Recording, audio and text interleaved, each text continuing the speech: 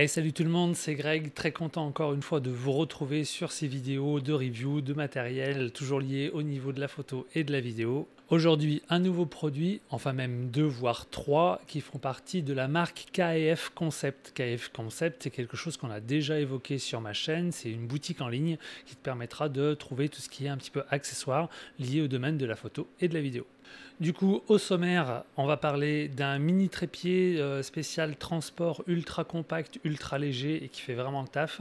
On va parler aussi de filtres ND qu'on avait déjà évoqué, mais là du coup avec une puissance bien plus importante. Et en surprise, on a aussi un peu de bagagerie. Et pour ceux qui sont déjà habitués de la chaîne, comme d'habitude, c'est juste après le générique.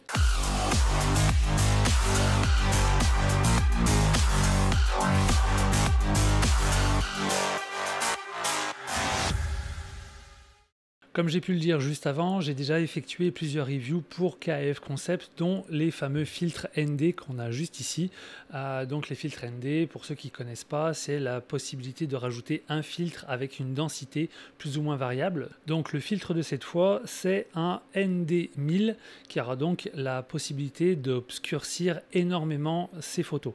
Alors pourquoi obscurcir ces photos alors qu'on est toujours à la recherche du coup d'optiques qui ont une ouverture la plus grande possible pour laisser passer énormément de lumière? Quel intérêt du coup de fermer au maximum? Et bien c'est simple, c'est sur certains types de photos où on va du coup peut-être même utiliser des poses beaucoup plus longues. Le kit que je vais vous proposer aujourd'hui entre trépied et filtre ND1000 sera plus axé sur les personnes qui veulent se lancer sur la pose longue au niveau de la photographie. Le filtre aura pour but de limiter la quantité de lumière qui va rentrer à l'intérieur de ton optique, ce qui te permettra de faire du coup une pause longue sans cramer l'intégralité de ta photo. Et le trépied qui te permettra encore une fois de faire des pauses longues comme 30 secondes, mais de ne pas les faire à main levée parce que du coup tous tes mouvements vont être enregistrés dans le capteur et à la fin tu vas te retrouver avec une photo, certes peut-être bien exposé parce que tu auras fait tous tes réglages avec ton filtre, mais surtout extrêmement flou parce que tu auras que du bouger. Donc il te faut une image stable, donc tu choisis avec ton pied ton cadrage et tu mets ton filtre pour un petit peu limiter la quantité de lumière qui va rentrer à l'intérieur de ton optique. Afin d'illustrer un petit peu mes propos, je te mets en illustration des photos qui ont été réalisées du coup par mon collègue Alexandre de la chaîne Road Warrior, et du coup ça te permettra un petit peu de voir l'intérêt de la pose longue et du trépied, justement pour avoir tous ces petits filet d'eau et de ne pas brûler ta photo et d'avoir tout cet effet un petit peu flou sur tout ce qui est mouvement, et tout ce qui est fixe restera extrêmement net. Sur le bord interne de ton optique, tu as un pas de vis qui te permettra de pouvoir fixer tout un tas de filtres, que ce soit du neutre, du coloré, du dégradé, du ND variable ou du ND tout court, et suivant ce que tu as envie de faire au niveau de tes photos. C'est une phrase qui revient un petit peu souvent dans les reviews, mais encore une fois, ça fonctionnera très bien sur de la photo comme sur de la vidéo. À savoir que sur la vidéo, tu seras quand même limité un petit peu à ton temps d'exposition, mais on va du coup revenir sur la partie photo.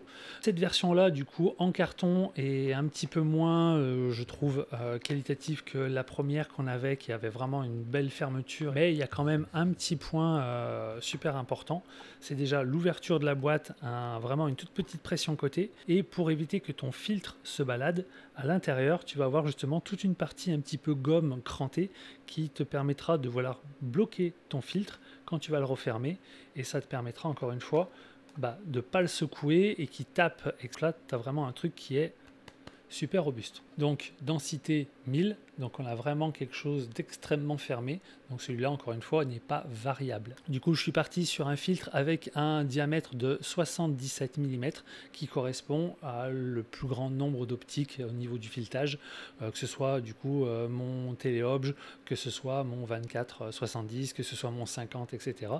Ce qui me permet du coup de switcher facilement d'une optique à l'autre. Pour ceux qui ne sont pas encore habitués avec ce type de produit, à savoir qu'un filtre avec une densité aussi importante est vraiment axé du coup pour des photos de pose longue en journée. Si tu veux faire de la photo d'étoiles ou quoi, je pense que même avec un très bon boîtier avec une montée en ISO super importante et des ouvertures de dingue, plus temps d'expo super long, même avec une densité aussi importante, ça va être dur d'essayer de récupérer quoi que ce soit. Peut-être éventuellement même la lune, je pense que là peut-être tu peux avoir quelque chose. Pour tout ce qui va être photo de nuit, pour moi j'aurais deux types de réglages. Si tu veux faire la lune et avoir les cratères, tu auras tendance peut-être à fermer au maximum ton optique pour éviter d'avoir cet effet trop halo, trop brillant, etc. Et surtout une photo assez rapide pour quand même garder et éviter un flou de mouvement. Pour tout ce qui va être photo d'étoiles, type Voie lactée et autres, là du coup ce sera complètement différent. Il vaut mieux partir sur un trépied, éviter tout ce qui va être filtre, sauf si tu veux partir sur des filtres de nuit, etc. pour enlever un petit peu tout ce qui va être pollution lumineuse qui ont tendance à jaunir un petit peu l'image et de partir sur des choses un peu plus froides, plus bleutées, etc. Ça du coup ça peut être aussi envisageable en tant que filtre, mais là du coup pour moi je veux plus partir sur des photos avec une pause très longue et surtout avec un petit peu de fermeture, pas forcément toujours à pleine ouverture, et de fermer un tout petit peu. Au niveau de la photo, peut-être éviter de partir sur du 30 secondes parce que vu que tu as une rotation et que du coup ça risque de te faire des étoiles qui ne sont pas en tant que point mais en tant que petit bavement. Donc encore une fois à toi de faire tes tests là-dessus. Mais le ND1000 ou les filtres variables en pleine journée, photo comme vidéo comme on l'avait évoqué, c'est vraiment un sacré plus pour tout ce qui va être photo et exposition longue. Allez, on enchaîne du coup sur la partie trépied. Celui-là m'a été envoyé directement dans sa petite pochette un petit peu renforcée. Donc pochette avec petite anse pour porter sur le dos, tout ça c'est réglable, etc. La mousse à l'intérieur qui évitera un petit peu les chocs. Et je vois que tu as aussi du coup un petit zip, donc si tu as envie de glisser ton plateau, un peu de visserie, éventuellement la petite pièce de 10 centimes, 5 centimes, etc. pour redonner un petit coup de clé pour renforcer, tu peux la stocker directement ici. Au niveau du pied, on est vraiment déjà sur quelque chose de ultra compact. Et l'un des points que j'ai trouvé intéressant, c'est que du coup, tu peux le transformer en monopode. Donc pour ceux qui en ont l'intérêt, ça peut être un bon plus. À noter que du coup, tu as une petite mousse de maintien et que la vis, c'est du 3/8e. Donc pas exactement la même qu'il y a du coup sous les grippes, les boîtiers ou les téléobjectifs, qui sera elle du coup en 1/4. Mais tu peux trouver des convertisseurs si besoin. Au niveau de ce pied, lui est proposé avec 4 segments et qui te permettra d'avoir une bonne hauteur et une bonne stabilité. Une fois que du coup tout est bien revissé au niveau de ton monopode, tu vas pouvoir lui faire un petit 180 degrés, le mettre dans le bon sens. Sur les têtes, tu vas avoir la possibilité de locker pour enfin éviter que ton pied, en fait, il a une fameuse butée qui évitera que ton pied s'ouvre. Tu peux enlever cette limitation en relevant cette petite zone et du coup retrouver une flexibilité comme tu veux. Tu reloques et tu fais ça sur tes 3 pieds et là du coup tu vas pouvoir retrouver quelque chose de relativement stable.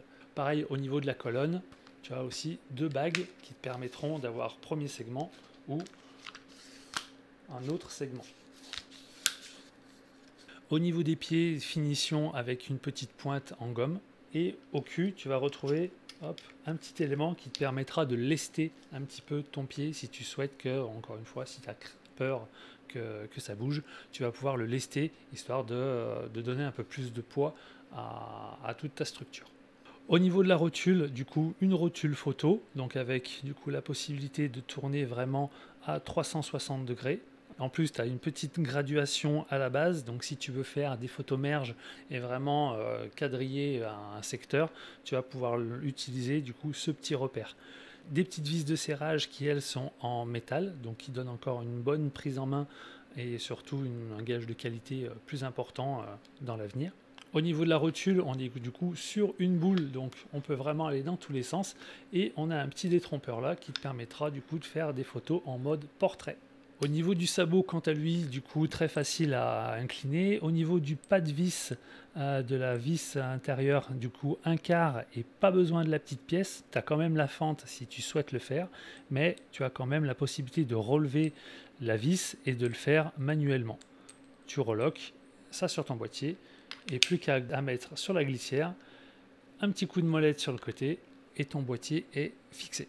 Tout l'intérêt d'un trépied, c'est d'être stable. Celui-là, la particularité d'être relativement léger et très compact. Ce qui peut être intéressant aussi, c'est pour toutes les personnes qui veulent faire du coup de la photo type macro et peut-être même en pose longue ou autre, et ben du coup on va se dire mince, j'ai ouvert mon trépied, et ben j'ai quand même déjà presque 40 cm de haut, pas top si je veux vraiment être encore plus près, surtout si j'ai un boîtier machin, ça m'en recule, je suis trop en hauteur, j'aimerais faire des choses un peu plus ras du sol, et ben celui-là, encore une fois, tu déloques tes pieds, tu le mets à l'envers, tu remontes un petit peu ta colonne au centre pour redonner hop, un max de hauteur et tu mets ton boîtier à l'envers, ce qui te permettra voilà, d'avoir des photos, admettons ça c'est ton optique, de faire des choses peut-être un peu plus ras du sol.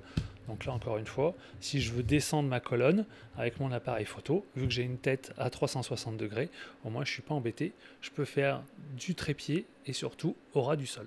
Voilà du coup pour la partie trépied. Honnêtement, je suis plutôt content de cette version-là. Super finition comme d'hab. Si j'en parle, c'est que le produit m'a vraiment plu, j'ai bien matché avec. Il viendra un petit peu compléter un petit peu mon parc matériel au niveau de mes trépieds qui était plus axé sur de la vidéo, donc des trépieds vraiment relativement lourds et ça c'est pas génial quand tu veux partir en balade ou quoi. Là d'avoir une unité ultra légère, je pense pas réellement utiliser le petit sac de transport actuellement, je pars un petit peu en mode sauvage, tu mets le trépied sur le côté du sac à dos et tu files comme ça, tu t'embêtes pas encore avec un sac. C'est bien qu'il soit là, ça fait super fini.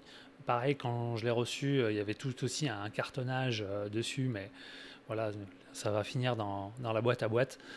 Là où du coup je pouvais avoir une crainte, c'est le fait qu'il soit petit et très léger. J'avais peur que ça perde un peu en stabilité, ayant eu plusieurs types de trépieds au niveau de la photo, mais des trucs assez basiques, voilà, des choses un peu en aluminium, des trucs premier prix ou quoi, où là tu sentais que ça faisait vraiment du tout plastique avec vraiment des épaisseurs extrêmement fines.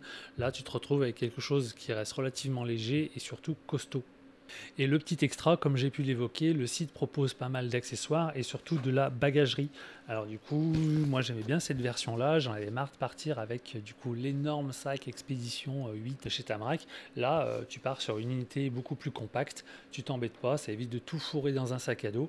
Tu pars juste avec une petite unité pour certains types de prestations où tu sais que tu n'as pas besoin de tout ton parc optique, un boîtier, quelques batteries, quelques recharges, carte mémoire, etc. Donc une petite unité voilà, assez soft, assez sobre, plutôt voilà, des couleurs que j'aime bien, ce côté un peu gris et tout.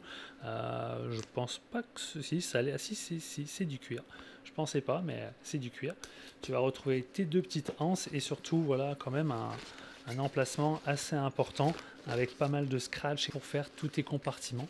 Donc ça, du coup, je le trouvais plutôt joli pour certains types de prestations où tu veux rester discret et avoir un peu ton sac plutôt que d'arriver avec l'énorme sac à dos et de faire un peu le mec qui fait du trekking, quoi. Voilà, du coup, plutôt content de ces nouvelles acquisitions de chez KF Concept. Comme d'habitude, je vous mets en description le lien du site internet, ça vous permettra de vous faire directement une idée de qu'est-ce qu'ils peuvent proposer et j'en suis sûr que vous trouvez forcément quelque chose qui peut vous intéresser et pour le rapport qualité-prix, franchement, il n'y a pas à hésiter. Voilà pour ce qui concerne des produits de chez KF sur cette nouvelle session. Pour ceux qui seraient intéressés de faire de la balade photo sur le secteur Rhône-Alpes, etc., n'hésitez pas à jeter un coup d'œil sur mon site internet pour éventuellement intégrer une sortie photo. Sur ces belles paroles, je vous dis à la prochaine. Faites des vidéos, faites de la pose longue, mettez des filtres sur vos optiques, que ce soit des fils de protection pour éviter des petits cailloux ou des filtres pour donner des effets plutôt sympathiques à vos rendus d'image. N'hésitez pas à rester créatif. Moi, je vous dis à la prochaine. Ciao, ciao!